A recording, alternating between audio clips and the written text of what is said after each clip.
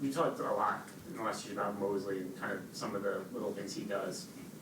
I think it was Baldwin pointed out on one of his film breakdowns, the sack last week by Bryce.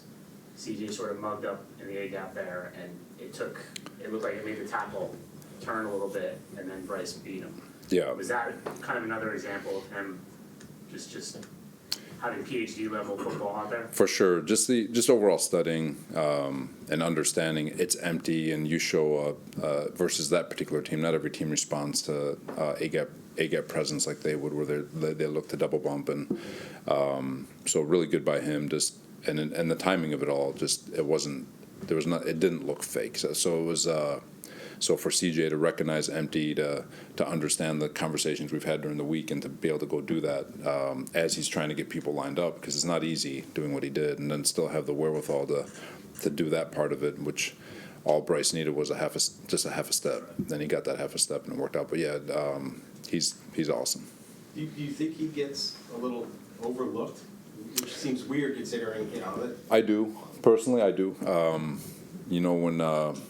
With CJ, he's had, he had the free agency year, and then a couple of, when you're on a losing team, you're not going to get credit. And then he had the injury, and so he missed the year. Last year's defense, we weren't exactly lighting it up on fire. But I think he's grossly overlooked, to be honest with you. But he's every bit in the conversation, as good as anybody. He's as good as anyone. I've been blessed. I've been very fortunate to be able to coach guys like Bobby Wagner, KJ Wright, Fred Warner, Paul Plesney, like some really darn good football players, and you can throw CJ in there. He's special.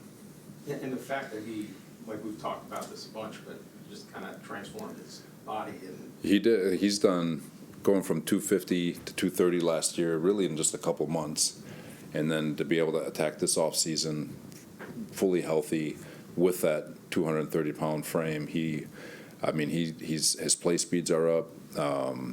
He may have gotten younger, but his body feels, or he's gotten older, but his body feels younger with the way he plays on the field, and just his mind and all of it. So I'm pumped for him. He's having a hell of a year.